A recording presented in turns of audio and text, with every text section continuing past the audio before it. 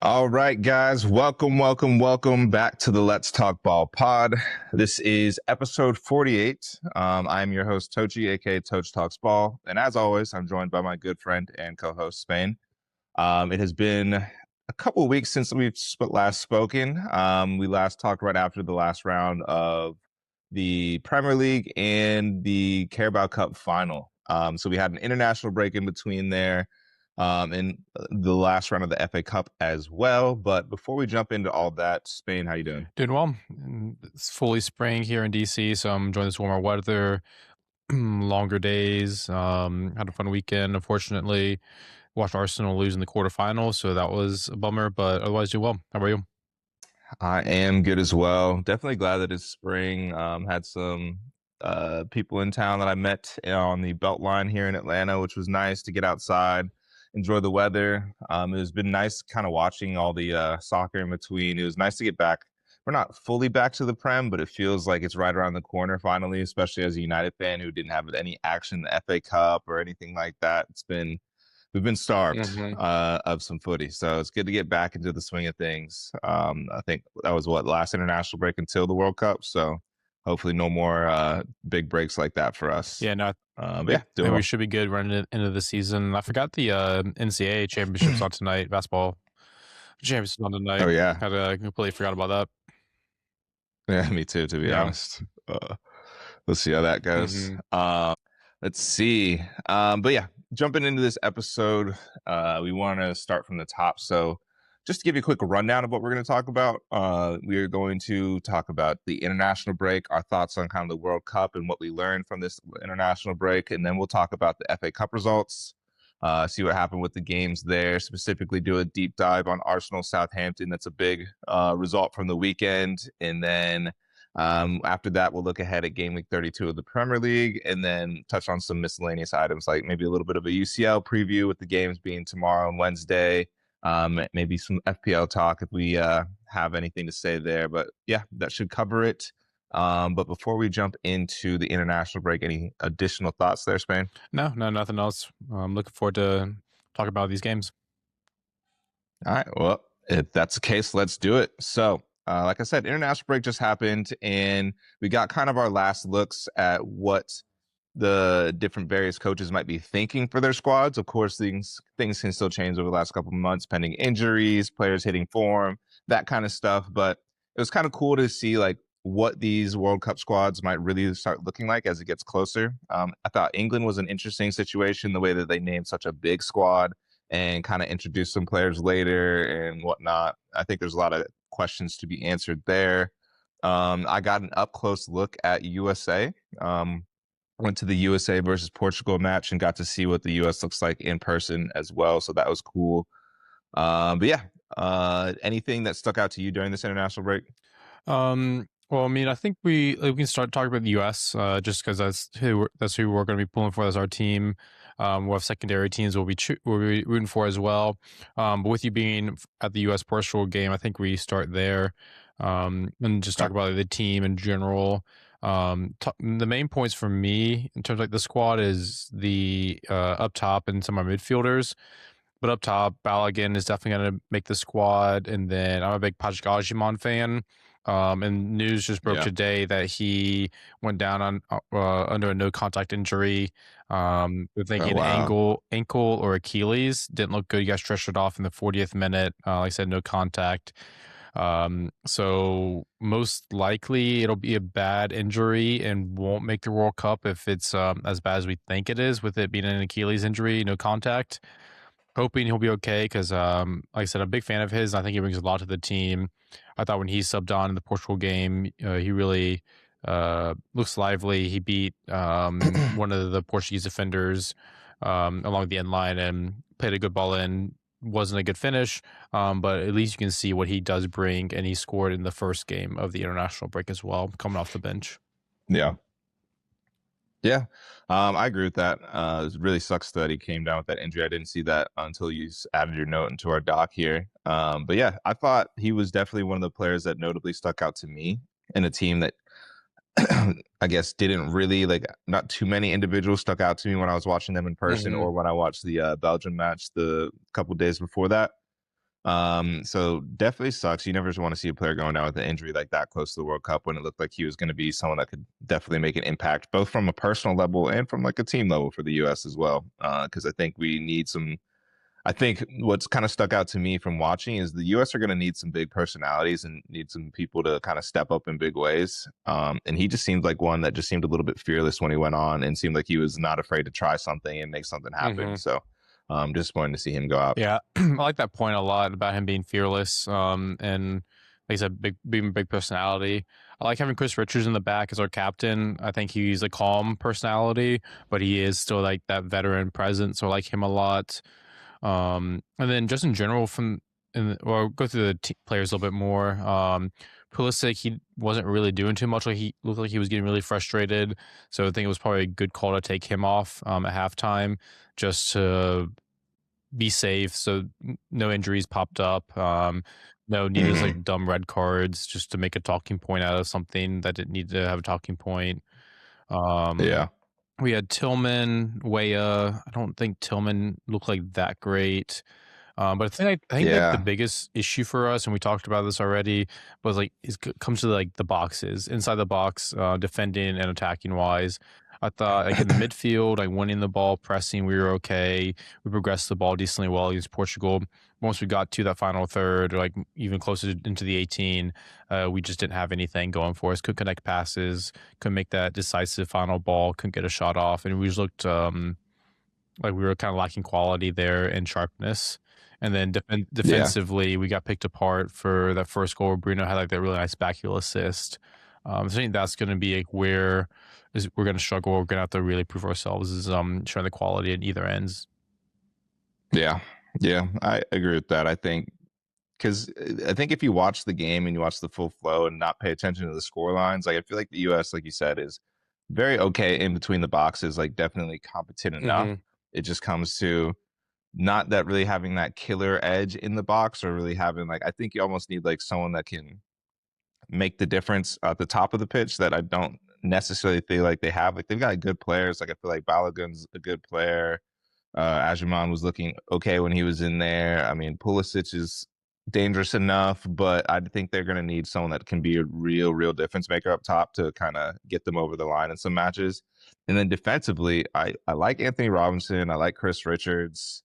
But it just seems like as a team, I feel like we gave up very similar goals to where like everyone was kind of like deep and then like in a line, and then all of a sudden like someone just was in kind of that cutback area Mm-hmm. a few yards on top and was able to get clean shots off and weren't able to close that down. I feel like that happened a few times. And so I'd be really interested to figure out how we figure out how to defend that. But I just in general, going back to the larger point, I felt like one thing I was really disappointed in is the goals that we were giving up didn't seem justified by the run of play, but we just would mess up really badly defending the Yep. box. Yep. Totally agree. In terms of our midfield, we had Berhalter that starts. I like Berhalter. Don't think he's a starter, but I like the energy he brings. And then McKinney Yeah. started. Is it Aiden Morris? Is someone I'm not familiar with. Yeah. He played for Middlesbrough. I'll be interested to see if he gets minutes in the World Cup. But where was a midfielder for Bournemouth? Tyler Yeah, where's Adams. Tyler Adams? I don't. He must be hurt. Got to be hurt. Which is I think is what it's his issue Mm-hmm. is that he's can't stay healthy. I think that's like the only thing that makes sense to me. Okay, yeah, because I think he's our best midfielder, and Yeah. brings a lot of like strength and steel and gets stuck in a lot. So I think not having him definitely hurt us defensively because he is really good at coming in, making those blocks, and reading the game and making interceptions. Um, Yeah. Totally agree. Totally agree. I like your point on Morse as well. I think he was one that I wasn't super familiar with his game, but then watching in person, he stuck out to me as far as someone that was kind of running the midfield mhm. well, doing a good job. Nice. Yeah, so hopefully Tabs will be healthy. We'll see where Ajiman comes out of his injury, if he can make the squad or not. I mean, I think Balogun's a great forward, really good striker for us. And that goal he had today or Sunday Yeah. for Monaco, Yesterday for that was a yep, sweet chip against Marseille. That was a agreed. really well taken goal. So if we can get some nice goals from him, I think that'd be a huge boost, and especially if we can have him and Pulisic linking up because they did not start together. Balogun was on the bench for the Portugal Yeah. game, so ideally Balogun starting up top with Pulisic on the left or right, probably on the left, Yeah. and hopefully they can create some goals between the two of them. Yeah. Yeah. I think as much as we kind of harped on their issues in the boxes, I think I'm left maybe slightly more hopeful. I don't know if it's just like how me having more time to like put distance between the results, because I think coming out of those matches, my immediate thought was like, oh, I'm a little worried for the U.S. One, their group isn't that difficult, so hopefully that's going to be a huge help for them. But then two, I thought I think they've got pieces. It's just whether they can kind of put it all together. That'll be a big ask for Potts. But I think the pieces are there, and I'm not as down on the U.S. as a lot of people were after the two results. Um, but again, it's kind of, I feel like the range of outcomes just feels very wide, Yeah, unfortunately. yeah. I mean, this is he's a Pochettino bringing players together. We've had like a lot of these players in the national team for a while, but I thought we haven't had like a standard true 11. At least not that I'm used to seeing. So like you said, like getting Yeah. these players to play together and getting that chemistry will be key. Yeah, exactly. And I mean, maybe it goes back to what people were saying, where they didn't think some of the US stars should have been sitting out at certain points to help them kind of build that chemistry and figure out the synergies and stuff like that ahead of the World Yep, Cup. that's fair. But it wouldn't, I mean, but now I do still think we're still pretty beat up as a team as well. So I see both sides to that argument. So we'll see. Yeah, I'm hopeful. I'm hoping we make it out. Obviously, hopefully to the quarters, round of 16 would be great. I think for us. I think we make it Yeah. to the quarters as a good success. Yeah. I agree.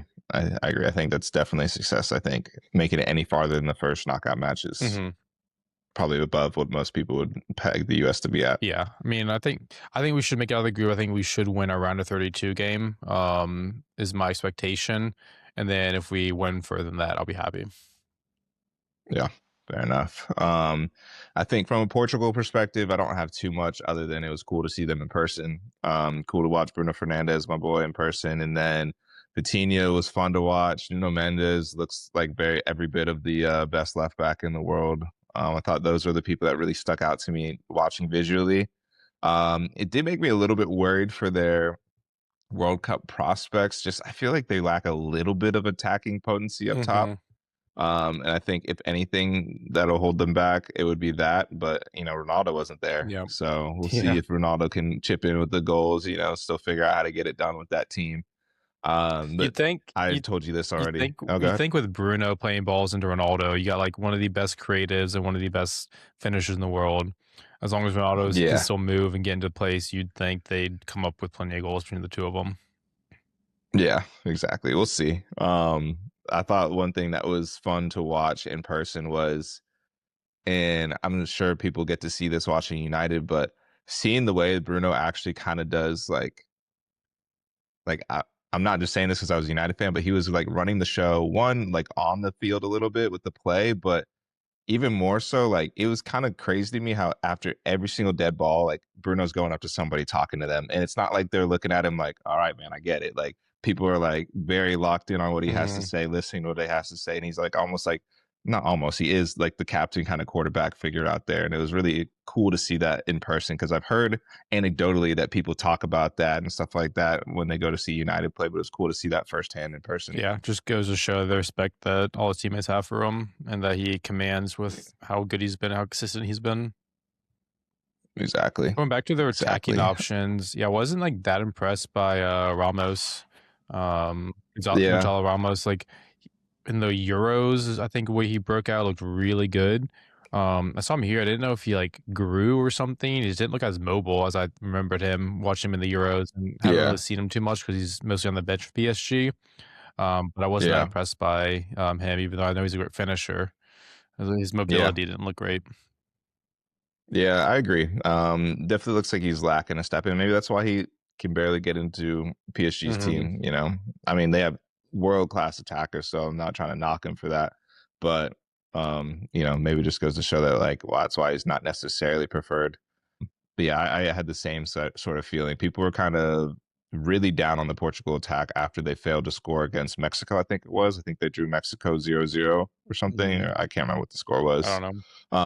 But people were pretty down on the attack, so I was interested to watch it in person. And yeah, I kind of felt the same way. Like they definitely need more.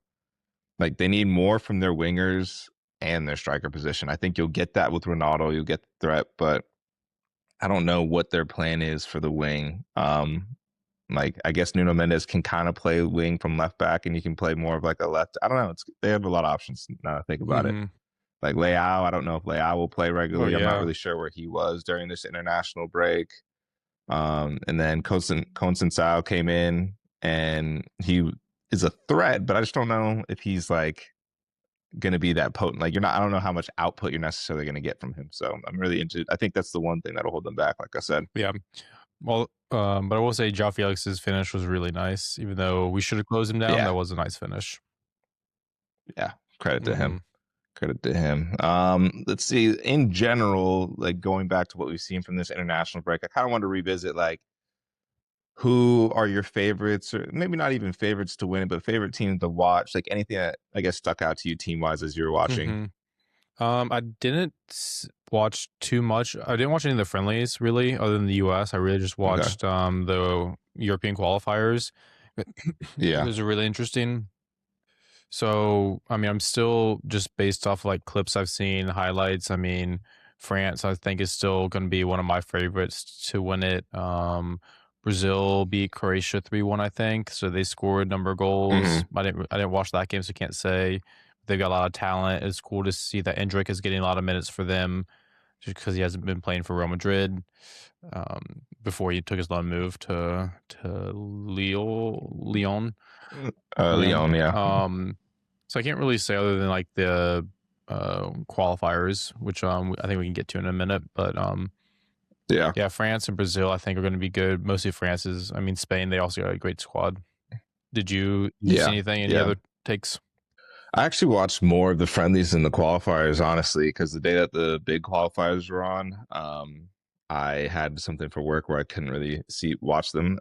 So from like the friendly perspective, I mean, France definitely looks like a crazy team. I think on paper they're the team that's getting all the hype coming into the tournament and whatnot. And I think they just barely went ahead of Spain as favorites this past weekend after. But I think Spain are technically were the favorites, or maybe still are tied for the favorites. I need to look up and verify that. And probably depends on what source you look at. But I would still agree with that sentiment that I think it's probably Spain or France are best suited. Like I think France have more firepower, but Spain have Lamine Yamal, and then they have probably a better system. Like I think France looked exploitable, but Spain looked like they like actually played together all the time. Like they play more. It looks like they're playing club football more than international football, if that makes sense. Yep. And that's always kind of been how it has been for them, because they all kind of grew up in the same way, have a very Spanish style. Exactly. So those are probably my two favorites. Other teams that stuck out to me, I actually thought Brazil.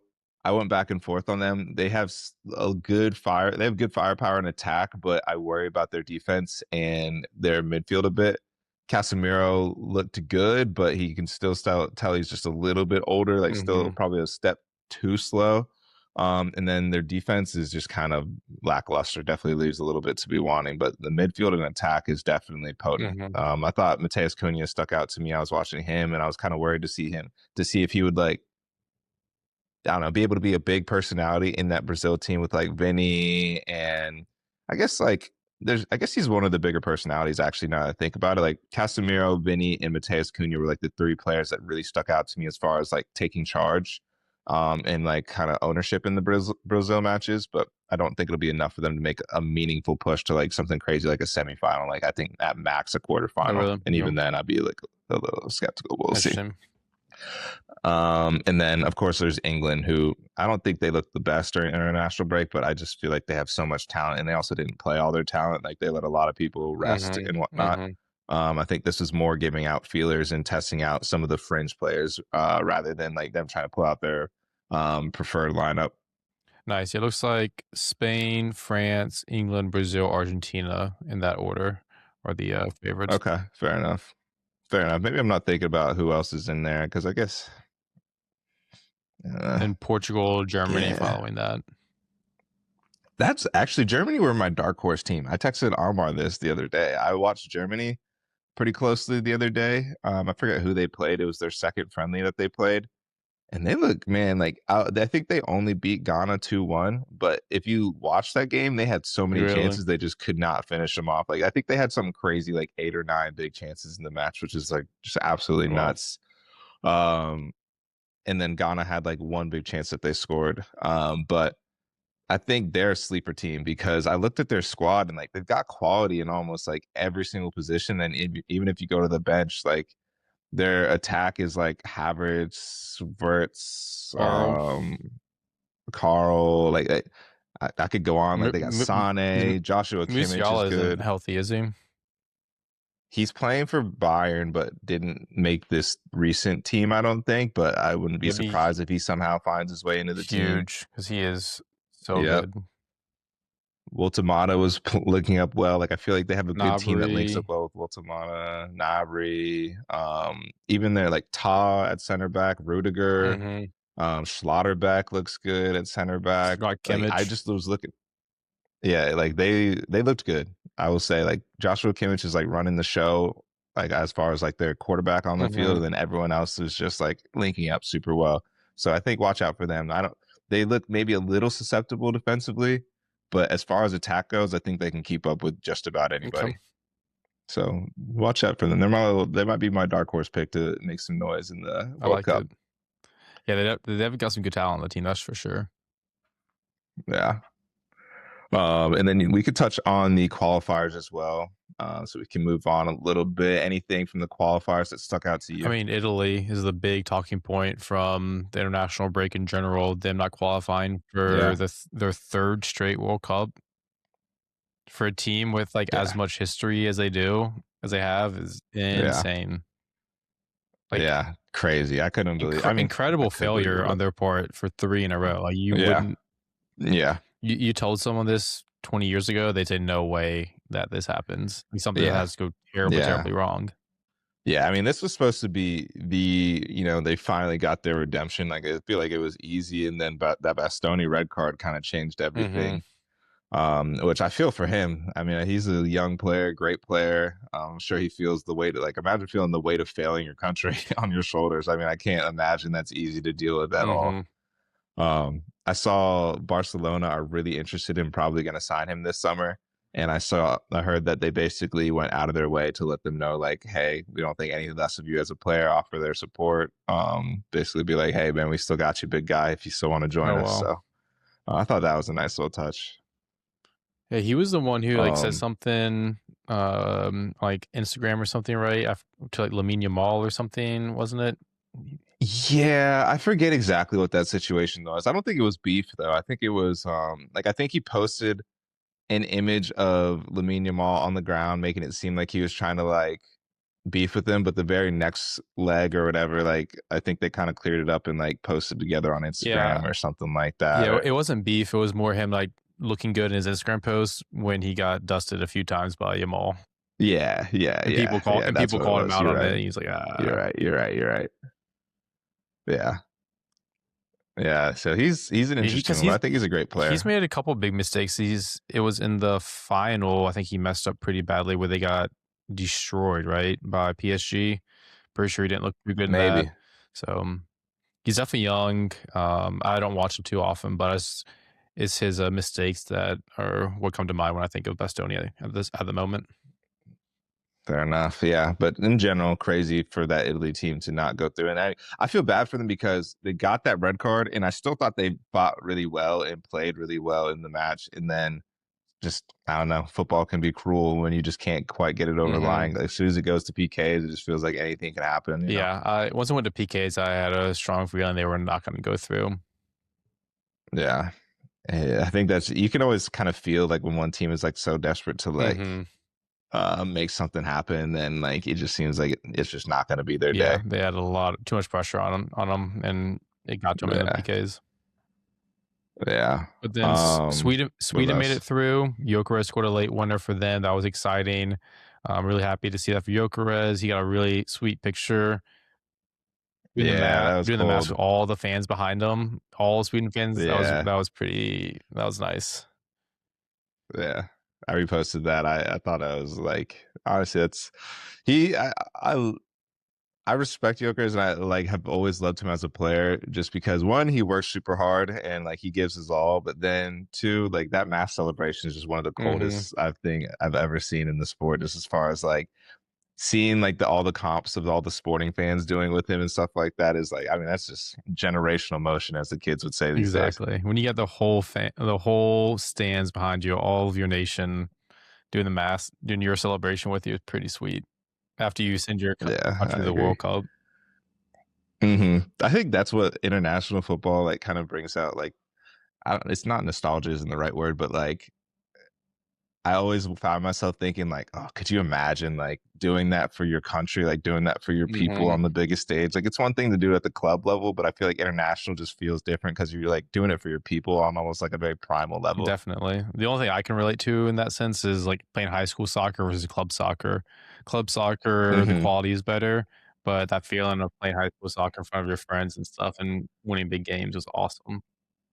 Yeah, Yeah, it just feels like it imagine just means more. times 100 for your country. Exactly. Exactly. And like a lot of these countries, like America has so many competing sports and people and figures and stuff like that. But a lot of these countries, like you're one of the most famous people from your country, Mhm, you know? mhm. Like that, it just like when you have a smaller population, it just like I said, it means Yep, more. Like I couldn't imagine. I bet what's his name, Kvaratskhelia, is treated like royalty in Georgia. definitely, definitely. Then we Let's got see. Turkey won their Okay. playoff game, so they're joining the US group. They got a pretty decent squad, so they'll be our biggest contender, I think, to make it out of the group. I think it will be a good game. I'm interested to see how we do against them because they could. I would hope we'd beat them, but they could beat us because they got a good team. Yeah, I agree. I hope we do well against them as well. But I was looking at their squad. That's actually another team that I thought like dark horse in a way. Like I don't think they'll make a super meaningful run like to like a semi, but I think they can knock off a big team Exactly. on their Yeah, day. like Like I one look big win to knock off a team. exactly. Like watching them, like looking at their squad, they just have like Arda Guler obviously is a great player, but like Yilmaz is good. Pretty sure Kenan Yildiz also plays for them. Like they just have a few. They got good players in almost every position, at least decent players, you know, competent. Hmm.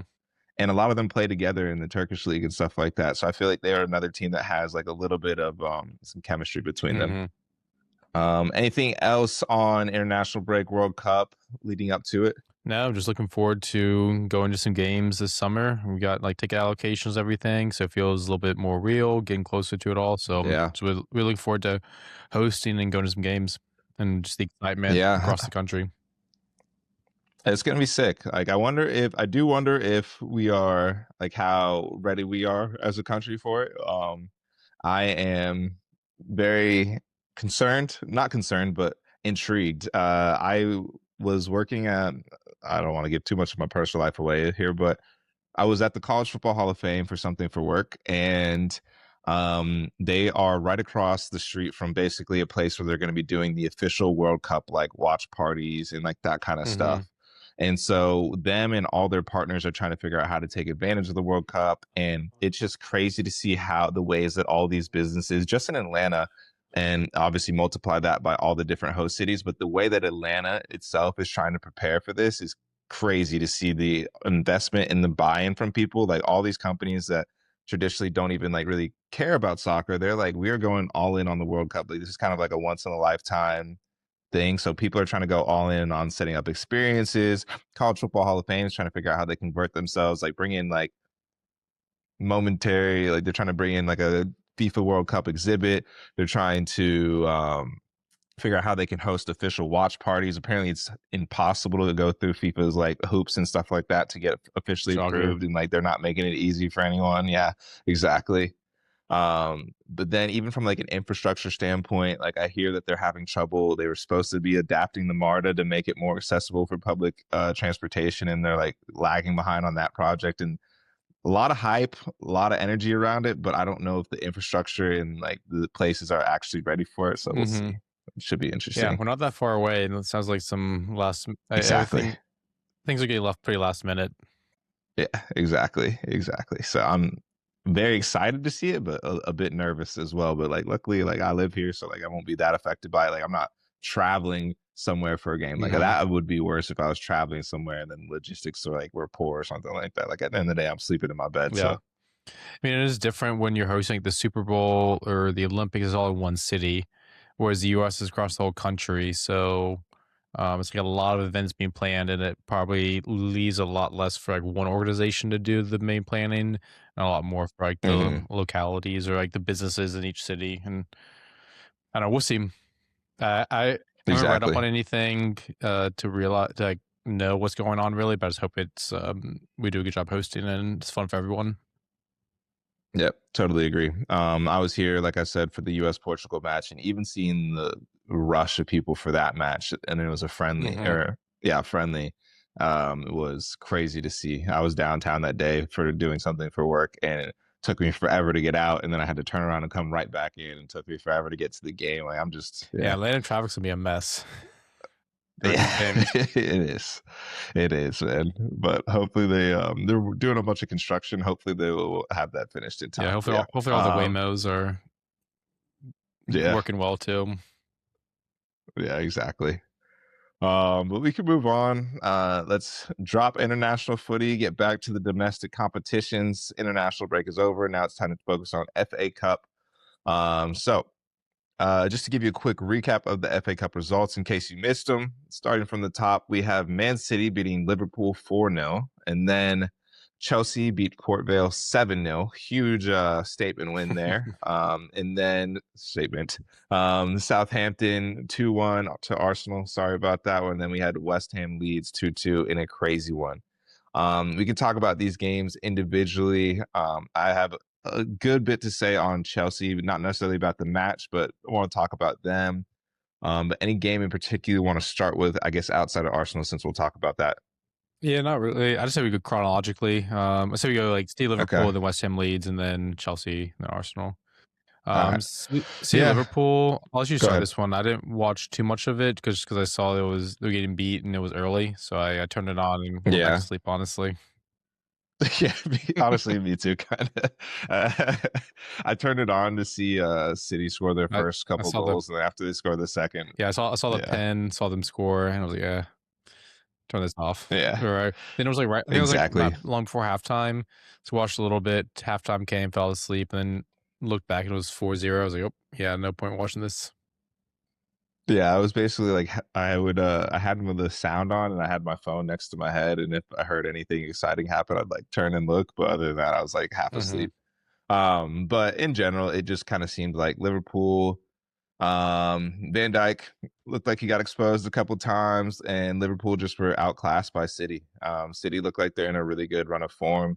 Erling Haaland might be back, it seems. And then I think one thing that's working really well from them, if we want to talk tactics, is I think Semenyo and Cherki becoming regulars has been huge for them. I think Semenyo has kind of taken over the Phil Foden role as being like their second primary goal scorer in the Hmm. team.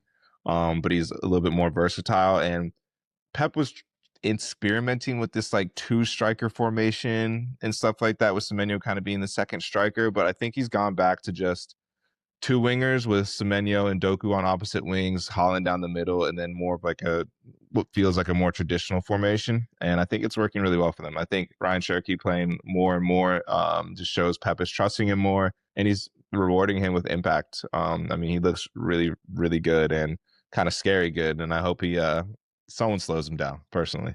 Yeah, he's so good when he gets on the ball. You never know what he's gonna do, but he's so good to beat players in tight spaces and put in like a really good ball for someone. I feel he's always in the right spot for an easy finish for someone. Yeah.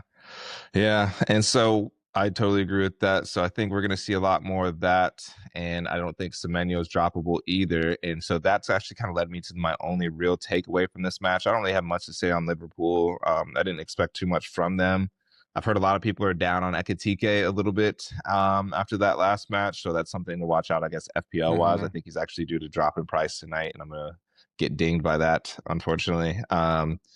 But I think the main takeaway for me is with Semenyo and Shirky's emergence in the City team, I'm a little worried, not worried, but interested to see what they do with Phil Foden.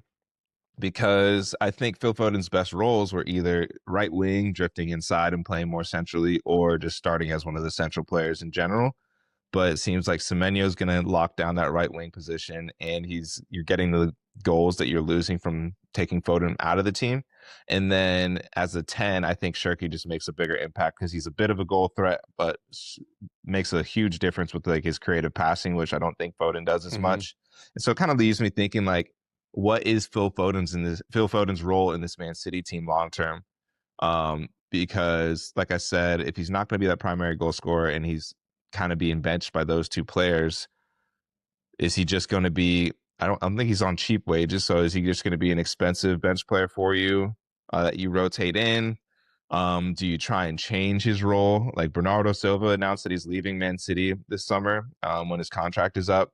Is Phil Foden taking over that role? I just don't think he can do the same things that Bernardo Silva can do, so it would never be like the same exact role. And then I guess if that's the case, and if he's not going to be starting regularly, his value is going to go down. Do you try and just cash in on him this summer? Like let him go, leave, and he could go pull like a Julian Alvarez and go play for someone else and kind of be the main man and thrive somewhere else. And City could get a lot of money for him. But I think the longer you hold on to him, if he's not part of the long-term plans, the more his value goes down. So I think they have an interesting decision to go with Foden because I think his contract is almost up as well. I think it expires 2027, if I remember correctly. So right about now is when you need to either be signing him to an extension or thinking about selling him, which is very interesting. Yeah. That would be crazy too. Like two brand new players they just brought in to displace Foden. Yeah, exactly. 2 years out from being the PFA Player of the Year. Exactly.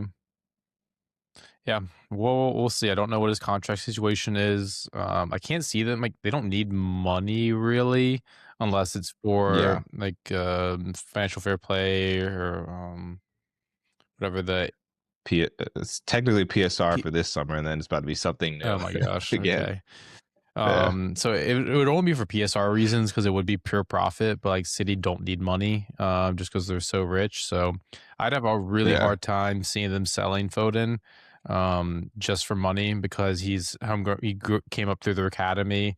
So I doubt he ever leaves unless he wants to move away. But really interesting point you make. And is he even going to make like the World Cup squad?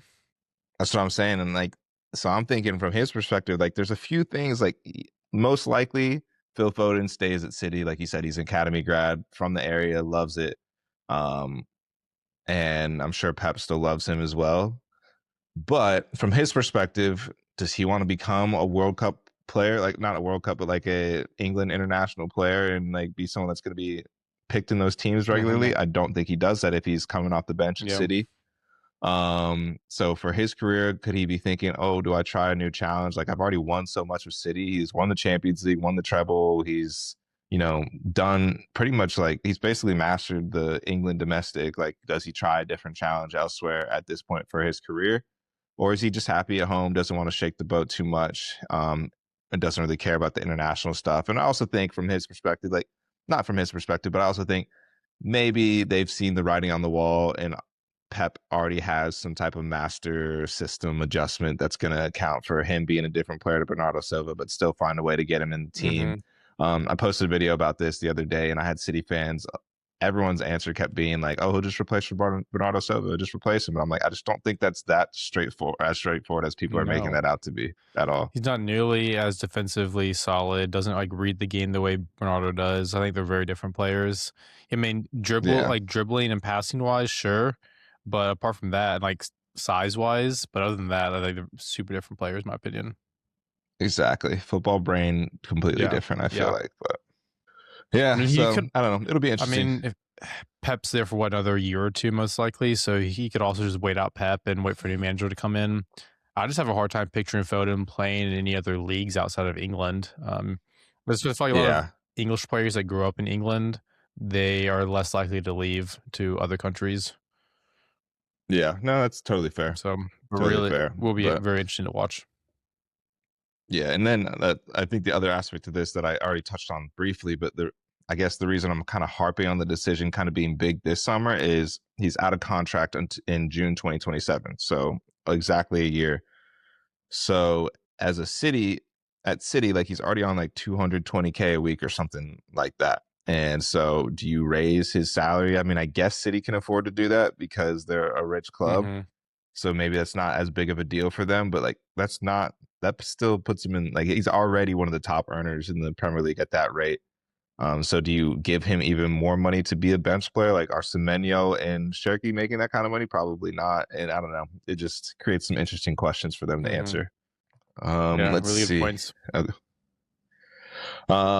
Moving on to West Ham Leeds. This was a really fun one. I missed a majority of the game, but I went back and watched the highlights. And so Leeds went up 2-0 and we're winning this one up until the 90 plus minute and some change. And then it was Mateus Fernandez, Jared Bowen was playing like a demon, hit multiple shots off the crossbar and posts.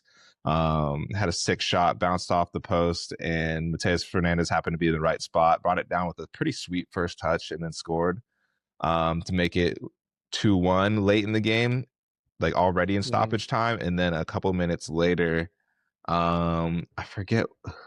Oh, I'm not gonna remember who it was again. Now, let me see if I've got the games pulled up here. A couple minutes later, it was Disasi. That's what it was. Diouf, I think it was Diouf sending across or somebody sending across, and Disasi like ninja kicked it, like jumped up, got like just the slightest touch on it and put it in the bottom left corner. Kind of electric. I was like, yeah, that was actually a good goal from a center back. So he made that 2-2 to send it to extra time. But they scored their goals in 90 plus 3 and 90 plus Wow. 6 after being down. So electric finish to the game. And then it went into extra time and they still had their chances. Like, honestly, I thought I'm a highlight merchant, but from the highlights, it seems like West Ham were actually unlucky not to get maybe not win. Yeah, I think they're unlucky not to win, I guess. Like they had some pretty big Okay. chances. Yeah, But I missed that eventually goes one. to PKs and then they lost. But yeah, it was a crazy game. You need to go back and Yeah, watch the well, highlights. What stuck out to me was, like I said, Jared Bowen was awesome as ever. And then Malik Diouf, their left back, his crosses are nuts. Like he is so good at delivering the ball. Like, even stuff that didn't result in chances, he put the ball. If you watch the highlights, he probably like sat there in that left kind of half space or left flank and just would smack the ball in. And every time it was going in somewhere dangerous, even if the keeper was able to claim or punch it out, or a couple of times his players were just barely not able to get on the edge of it or on the end of it. I thought was I don't know. He looks like a really good player. I would be surprised if he got himself a move, especially if West Ham go down. hmm I think a Premier League club would snatch him up in a heartbeat. yeah, pick. And then Castellanos, I liked as well. Yeah, yeah, MLS guy. Yeah.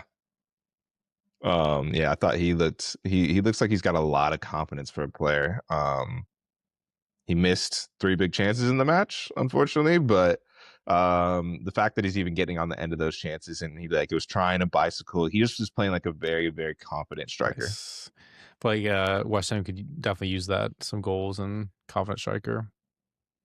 I Mm-hmm. had Juve to start the season FPL for that reason, just because he flies up and down the flank, Mm-hmm. spams crosses, but didn't work out unfortunately. But also liked what I saw, what I was hearing about him. Yeah.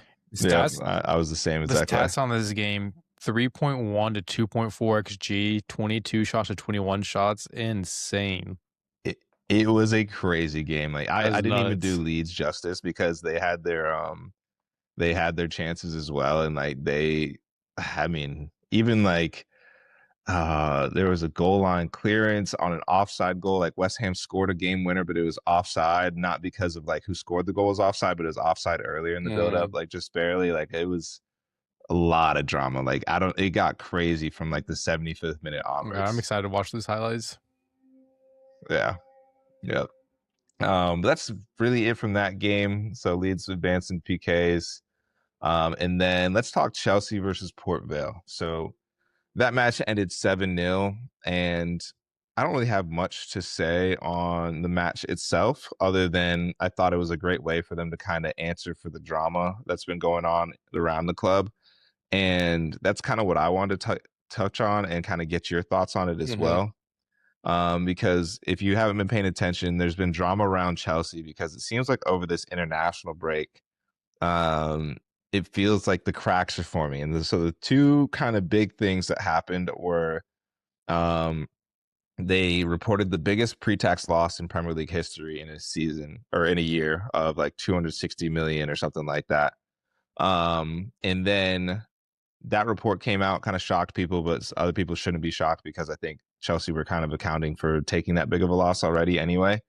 And then the second thing though is Enzo Fernandez has been like publicly like twerking for a Real Madrid move. And it's been hilarious to watch it. And I thought it was kind of crazy watching it go down and seeing the different quotes drop. And then it finally came out that they banned him for two matches because of his comments and because of what he was saying publicly. So I was like, I'm glad I'm not crazy for what I'm Mhm. seeing. And then Cucurella also made a comment about Barcelona, but he was asked about it, handled it better, I thought.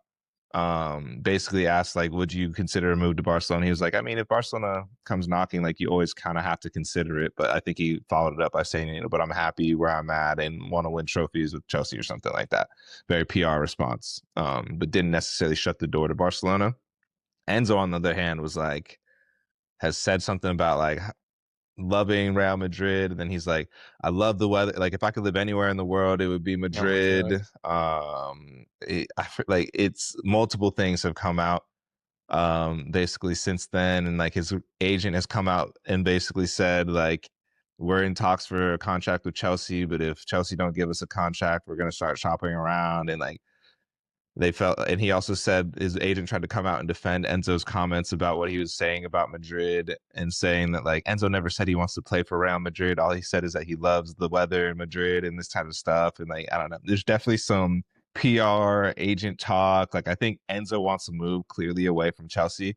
And I raise all this not to say that like, oh, there's drama at Chelsea, but I raise all this to say that it seems like players are getting disillusioned with the project at Chelsea and what's been going on, and I feel like we're finally getting to see what the potential long-term effects of the Blue Coast strategy have been. We've always said like these long-term contracts, I just feel like it doesn't make sense. Mhm. Like I feel like there's no way this is going to work. And so Chelsea fired Maresca mid-season, and I think that upset a lot of the more senior players. Like Cucurella has come out publicly and been like, I don't really understand that decision. He's in support of Rose Senior, but still is like come out and been like, I still can't wrap my head around like why they decided to get rid of Maresca. And I think Enzo was really close to him as well and took it personally. And I think that's kind of what has started this. He's like, if I don't get a great contract from you guys, like I want out. And, you know, for some of the younger players, I can understand these longer contracts, but now Enzo's 25 or something like that. Cucurella's 27. Like they're going to want to win now. They don't want to be starting over and going through this, like trying to get not, they don't want like a 2 to 3 year process. Like they would like to be challenging now. Otherwise, like they probably do want to leave. But now the issue is Enzo's contract doesn't end until like something crazy like 2031 Mhm. or something crazy like that. And so if Real Madrid, for example, want to buy him, if Chelsea want to be able to break even on his transfer, I think they have to sell him for something crazy like 80 mil or something like that. And that's just to break even, like not even like try and make a profit on Mhm. him. And they're gonna have similar situations like that. Like I feel like Enzo's a player that like wasn't supposed to leave. Like you can lose one of the young players, but Enzo and Caicedo, with the money that they spent on those guys, those are people that I think they were expecting to have for a long time. And now that Enzo wants out, what I'm really interested to see is how does how do they deal with this? Because I feel like Enzo's kind of making it very publicly he wants to move, but he doesn't have all the leverage. So I think his way of getting leverage, knowing that he's going to be expensive to move, is like basically trying to put it out there like I want to leave because that'll drive his value down a Yeah. little bit. Pull an Isaac or something and like Um just force your way out. exactly. And I think that's the only option right now. And it's even harder, like I said, because he's under contract for a long time and Chelsea don't intend to take a loss on Mhm. him. But maybe if there's like public controversy and stuff like that, they'll be more inclined to move him. So going to be very interested to see what happens, because I think even if Chelsea put their foot down and they're like, well, we're not going to sell him for less than this amount, you're going to have an unhappy player in your team who's also part of your leadership squad. Like, he wears the captain's armband for them sometimes. So I don't know. I just don't know if that drama is going to be worth it. And I'm just interested to hear your thoughts on the whole situation, I guess. Yeah, I mean, we talked about in the past, like, why are these young players signing these 10-year long contracts? I don't get it.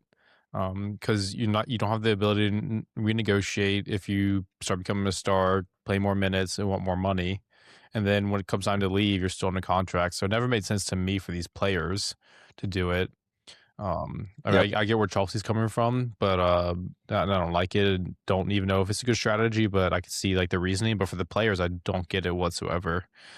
So Yeah. agree to your point. It'll be interesting to see how the players handle it, how it shakes out, and whether it turns out being bad for the players to sign these long-term contracts. And then Yep. to the Cucurella point, he actually, you probably saw this too, but he made a bigger deal about the transfer strategy by Chelsea and not wanting and um, targeting and buying all young players and not having enough senior players in it. He specifically called out the PSG game as to why they did so poorly against PSG, Yeah. because they didn't have enough. They only had young players, and the strategy is not good to win now. So I think there Yep. are like you said, the more senior players who want to win now, they're coming to realize like what I signed up for is not what I want at the moment. And Yeah. the strategy has not changed over the years. They're just buying young players to make profit, and it sucks to be Yeah. here when I'm trying to win now. I don't have that many years left. Exactly.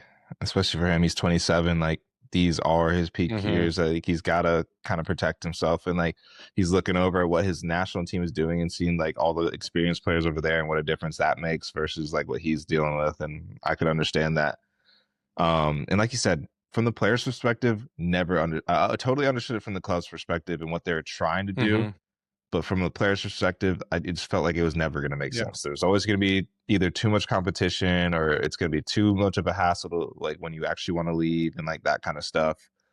And then also from the club's perspective, I do wonder if like the wheels will fall off the bus a bit with the like, they were able to save their extreme losses this season because they sold their women's team for like 200 mil, and so that kind of offsets like a huge amount of like the Or like 260 a million hotel losses tour that or they took. something like that. Yeah. And so you only have so many of those Assets, levers to yeah. pull before you have to start like being more sustainable. And if they're not in like a win now, if they don't have a win now squad, they can't really be sustainable. They're going to have to keep investing. And so I'm wondering, like, if they miss Champions League this season, that's like they're missing out on like 80 to 100 million in just like revenue that they would get from more games and being in the Champions League and that kind of stuff. You do that a couple seasons in a row, I don't see that being sustainable. And then I think things kind of go into crisis mode. Like, I feel like this model is kind of predicated on like them being Champions League regulars and being able to pull in that revenue. So I do wonder if the wheels start to kind of fall off the bus a little bit as that, goes on. Yeah, I could definitely see that happening. Yeah, good point. I don't really, I agree, but yeah, Yeah. with a watch Yeah. to see. So exactly. I mean, I'm kind of enjoying it. I'm not gonna lie. But yeah, especially if you lose someone like Enzo, like, how do you replace that? Like, you just can't keep starting. Like, it seems like they keep starting over. Like, they keep getting a manager and then having to get rid of him, and then it feels like you start the 2 to 3 year process over. And I don't know, it's a I mess. really, But yeah. I had to get that off my chest. I've been watching that a lot. I really just don't get the players, like so many players agreeing to this project and like long contracts. Yeah. And so it seems like the day of reckoning might be coming. So I'm interested to see how that pans out. But that's all I really had on Chelsea Port I'm Vale. also just so happy I'm not a Chelsea fan, And because having to support your club that is like doing this must be terrible. Like what yeah, like a right. shitty thing to have to support, and like, yeah, I love this. Uh-huh. This is my club is sick. Like, it just feels so soulless a little bit. And then you thought, okay, maybe like, oh, maybe you guys did know what you're talking about. Like, we won the Club World Cup, we're real high and mighty off of that. Like, supposed to have a good season, and then the wheels, like Maresca leaving midseason, I think was like the real killer. I feel like, for them. Yep. But we shall see. Well, Let's move Chelsea on to fans, please Southampton feel versus free to leave your Arsenal. comments Okay. about your thoughts on how you feel about the current project. Honestly, I would love to Yeah, know. yeah, me too. I'll get Chris in here. I'll get his thoughts here. I already asked him how he feels about the Enzo situation, which I thought was interesting. He kind of let me know that if he has to sell Enzo, he's okay with that because he thinks that they can replace it or replace him. And then his hot take was he would even potentially be fine with Cole Palmer leaving, which I thought was, Wow. bold. I think he said the only reason he wants to keep him is because he's got the Cole Palmer kit already. But he's a little bit disappointed with Cole Palmer's output and Cole Palmer's kind of really just his output and his ability to like be the star player this season. Yeah, well, So a lot of unrest. If Christian's questioning the decisions over there, man, I don't know. yeah. That might be a bad sign. That might be a recession indicator for Chelsea. I like that. Oh, all right. Let's talk Southampton versus Arsenal. I know this is one that we've been dreading, but interested to hear your thoughts on the game. I'll just let you take it from Yeah, here. we won't spend like too much time on this one. We've been going for a bit now Yeah, already. We lost. I don't really yeah, want to talk about it too much because we lost. yeah, But we had a heavily rotated squad. It definitely was like a second squad with some of our like starters in there, but definitely a second squad. We had Kepa who started again. Like the biggest points from like I'm not gonna go through the whole lineup because it was just rotated. But Dalman starting was really big, which I was excited for. It looked like we were going a lot more like pretty attacking with Odegaard starting at the base of the midfield with Norgard. Um, and it was huge having Odegaard back. It was nice seeing Dalman starting. We gave minutes to Norgard, we gave minutes to Kepa, and kind of saw why they're second string basically. Ben White got a start. He didn't look great. We saw Miles Skelly get a start. You kind of see why he's not getting minutes this season. So this kind of showed that this is a rotated squad. You can see why they're not getting minutes. We can also see the effect of not getting regular minutes, what that does to how you play. yeah, Um, yeah, so not making excuses for us losing to a championship team, but it is what it is. And the team selection. But in terms of match summary, Southampton had an early pinch shot 2 minutes in. Definitely could yeah, have been given. I think it's fine that it wasn't. Like whatever call happens, could have gone either way. yeah, There were some chances back and forth. Dalman had a nice shot. Martinelli had a shot off of a well worked like corner routine. Southampton had a break, so it's definitely back and forth for the first bit. Odegaard had a great chance in the yeah, 25th minute off a cutback, and you could see that he just came back from injury. Granted, he's been kind of doing this all season with these scuff shots and not getting like clean contact. But he had a really good shot from about like 14 yards out, wide open, and just scuffed it. But then in the 35th minute, Southampton worked the ball on the right side, put in a cross, and Ben White was one on one with a player and just jumped and completely missed the header. Fell to I'm assuming their left mid or left back, and then just took a touch and yeah, took a shot and scored. 1-0 at halftime. In the 60th minute, we brought in Gyökeres, Calafiori, Madueke, which I think was good. We needed some changes. And then like 8 minutes later, Gyökeres scored off a really nice run by Kai. He got the ball, had a nice cutback for Gyökeres. He was in the right spot for a good finish, good striker's finish. Thought it was a really good dummy run by Calafiori to kind of drag Southampton's defense to give Kai the space to run in. Kai did well, and then Gyökeres did well. So that was a really well worked goal. Forget who played the ball into Kai, but good goal. But unfortunately, did score again, and Southampton took the lead in the 85th minute off of a nice goal. I think they just kind of like ran through our midfield, which is like one of the things that really happened throughout the game. They worked a good opportunity and scored a nice goal in the 85th minute, and we had a couple chances. We were pushing in the last 10 minutes with the stoppage time, but couldn't grab a goal and ended up losing and getting knocked out. Any yeah. thoughts on the team selection or match summary before I talk performance thoughts? Not really. I think I understood the rotated squad against Southampton, and yeah, not really. I thought you summed it up pretty Mm-hmm. well. You had a lot of injuries over the international break. A lot of them were probably fake injuries, just needing rest. But you could kind of see that as well. We didn't really know who's healthy, who's not. Saka's not even in the squad for Champions League tomorrow, which sucks. Yeah, neither is Yeah, Timber. yep. But in terms of performance thoughts, there weren't very many good performances from single players other than Dalman. I thought he was like the bright light. He was willing to get the ball, dribble at players. I think he had the most like dribbles completed, the most touches in the box, and also the most duels won. So he was great. So I think we're going to be seeing a lot more minutes from him throughout the rest of the season. And I thought Odegaard actually was, apart from like his scuff shot, he actually was good, especially for his first game back. Sure. The scuff shot makes it look bad. That's what people remember. But I went back and saw some highlights and saw like, a clip of on Twitter of just like his overall performance, like all his touches, and he Yeah. actually was running the show a lot for us. And that's going to be huge if he can get back into just elevate his form just a little bit more, because we are definitely missing our captain. We had lots of defensive mistakes, and we're struggling to build out of the back. We really got run through our midfield. Seeing Norgard play, you could see why he has gotten very little minutes, because he was nowhere to be found. Honestly, his touches weren't very good. Defensively, he wasn't good. They were breaking on us way too easily, and had a good number of chances. Just like we got pushed up too high, they'd have a clearance off of a corner or something, off of a block shot, and then Norgard would be out of position and then just couldn't recover. So got run through a lot. Kind of makes you realize how much you miss Declan Rice. Yep.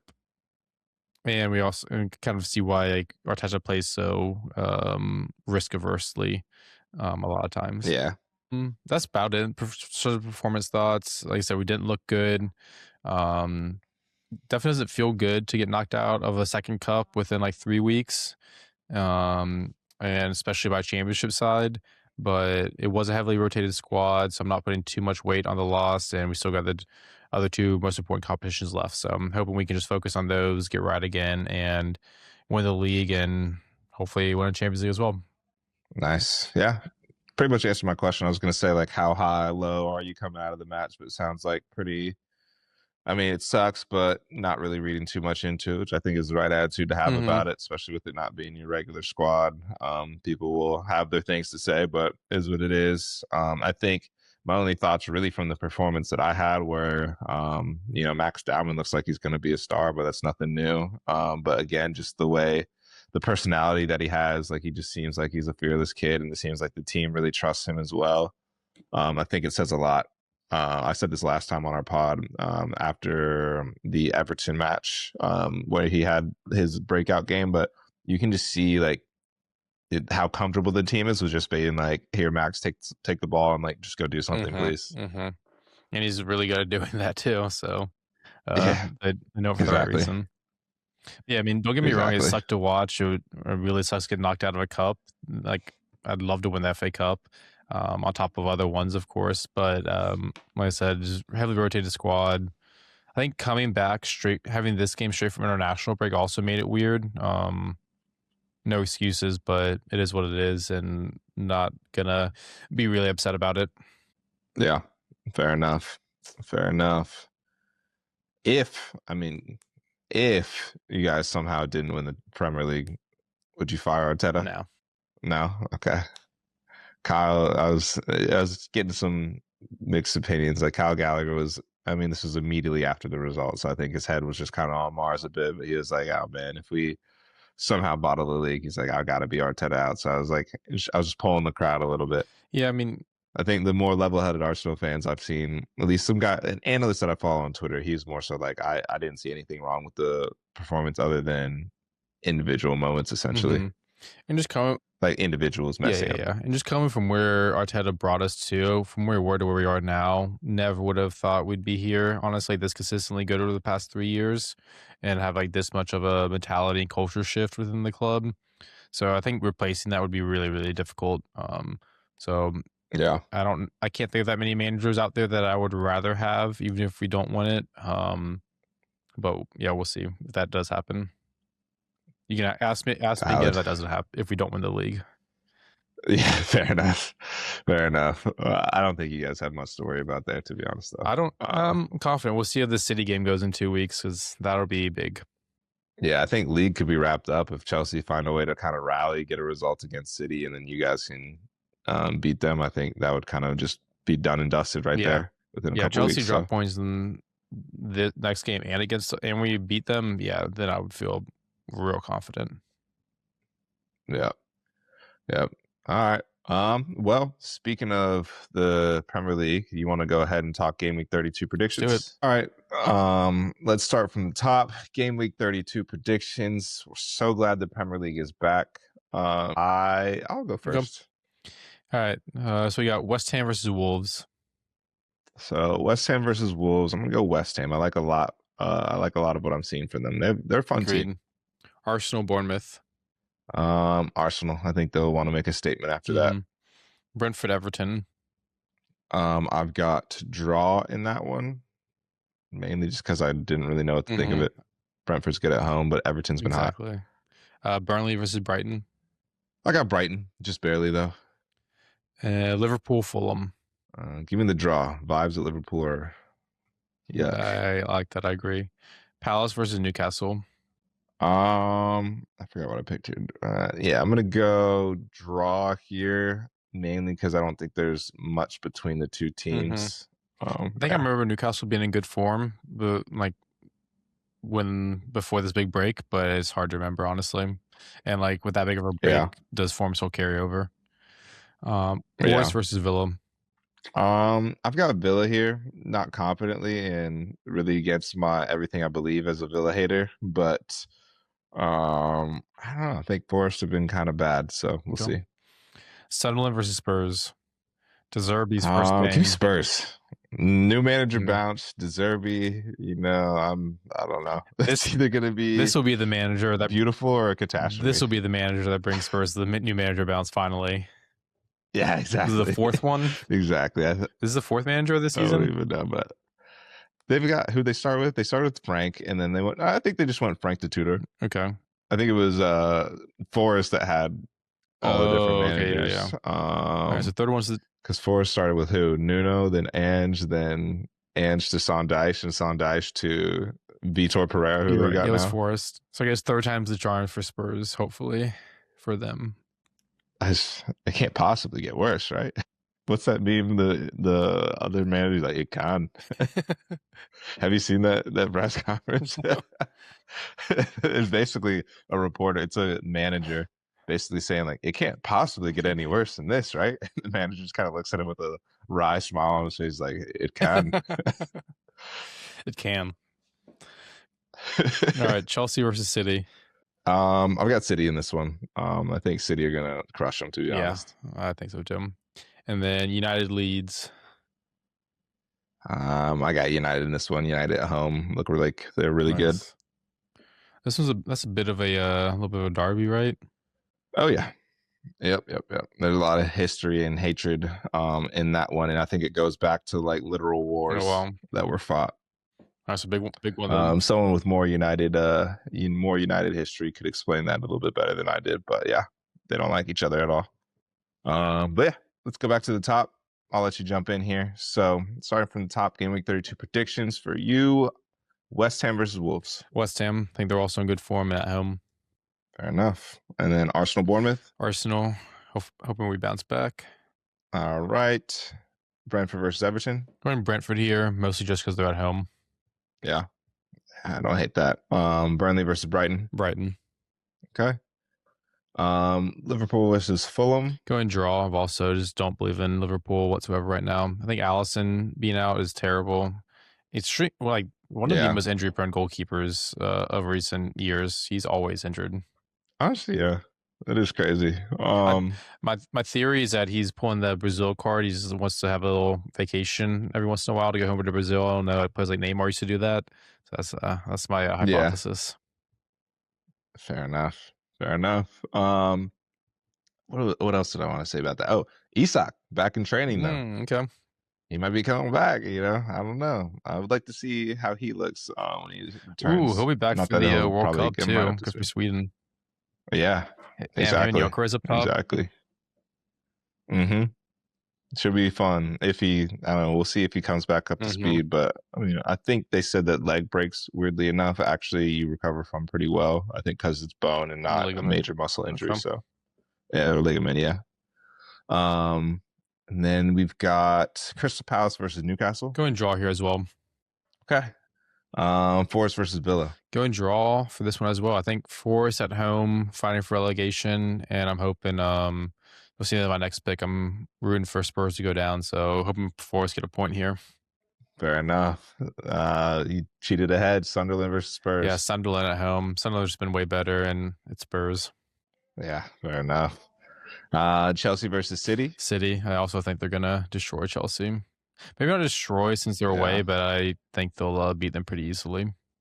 Yeah, I just feel like Erling Haaland is finding form, and Chelsea have looked pretty susceptible defensively. Like I feel like that's kind of their weak point right now. Is like they can score goals, but defensively they look a little bit open. And especially with them being at home, maybe they'll play a little bit more aggressive and just really get hit hard. Yeah, good call. And no Enzo on counters and stuff. Drama going around, bad vibes. Exactly, a lot of noise. Yeah.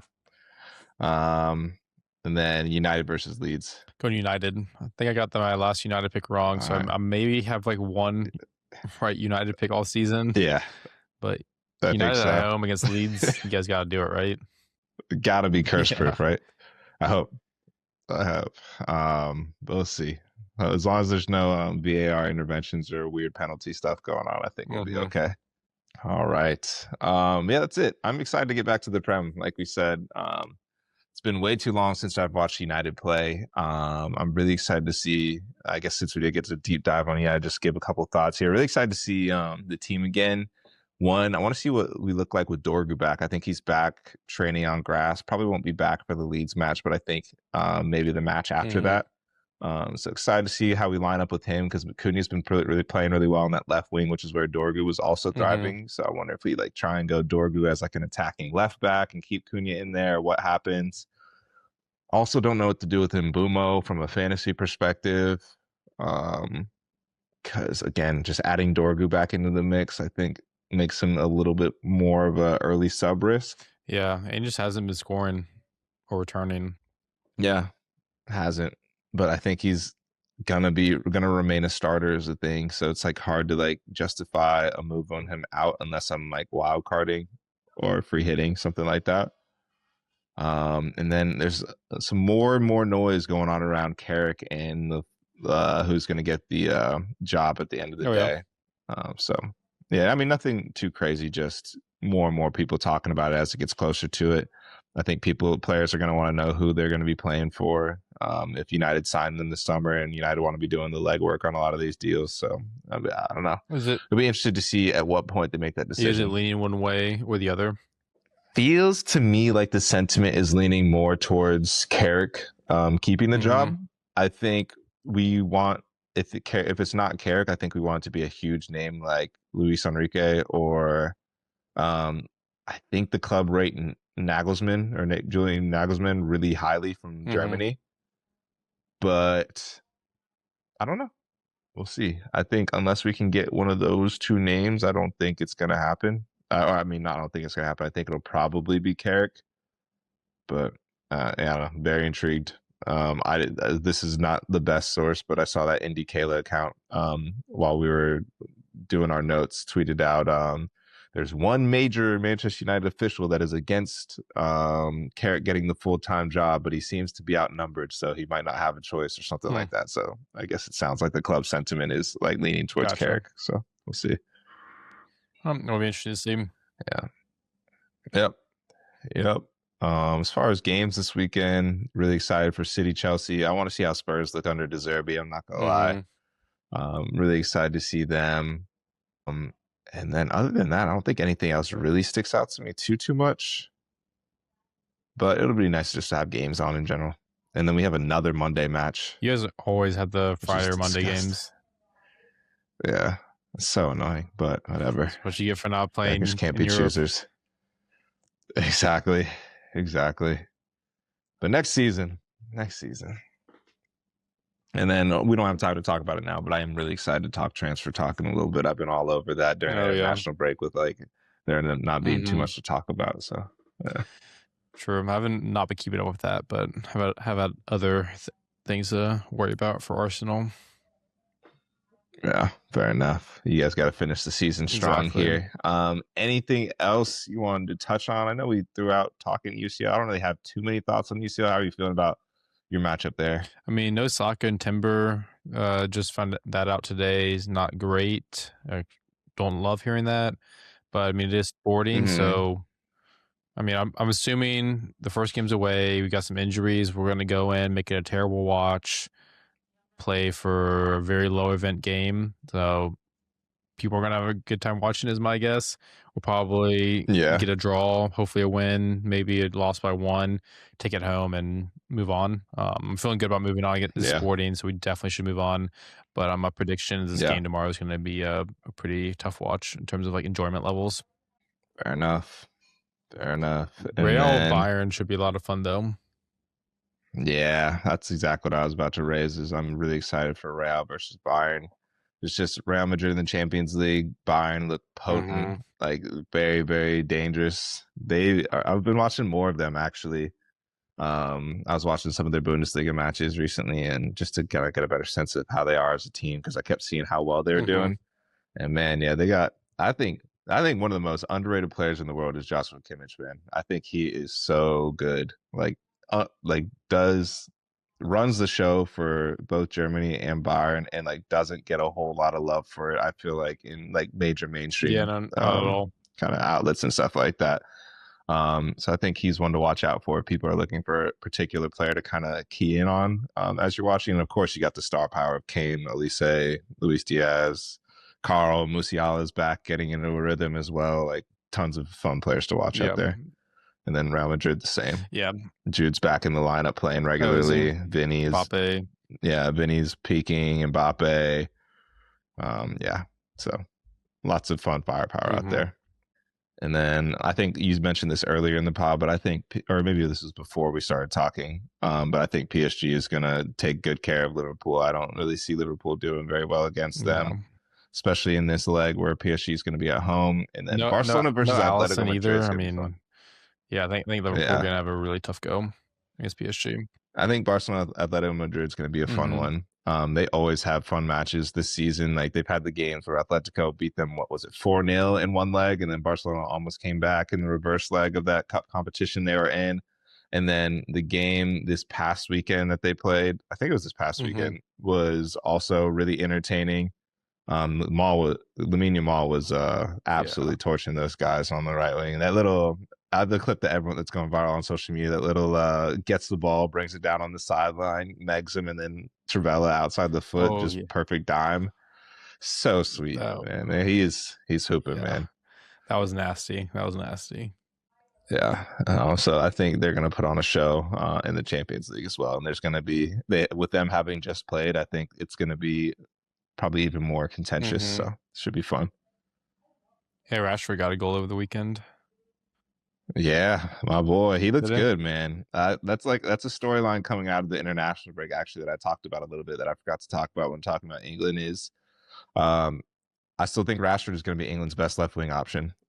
People are saying Anthony Gordon should play. I don't think so. I think Rashford's going to be their best option on that left wing, just with his, I know he's maybe not as consistent as Anthony Gordon, but I think at his peak, Rashford is just someone that can make a lot of things happen. And the reason I think the stars are aligning for him is Rafinha went down with a pretty major injury during Brazil's first friendly match, I believe, first or second. And so Barcelona are going to have to rely on Rashford playing a lot of minutes to end the season. So hopefully he's going to be in form, in match fitness and whatnot, going into the World Cup as well. So something to watch out for there. And it looks like he already stepped up in his first possible match with a big goal. So nice to be watching out for him on Wednesday. Yep. Yeah, but that is it. Not too much else on Champions League or football in general. Like I said, I'm glad that it's back. A lot more football to watch. Not that it was ever gone. We had international break, but I'm glad club football is back. All right. Well, if you guys have watched this point, thank you guys for tuning in once again. Please remember to like, comment, subscribe, leave us any feedback. Let us know what you want to see more of, less of, anything at all would be awesome. And if you don't have anything for me, Spain, we will catch you in the next one. Cheers.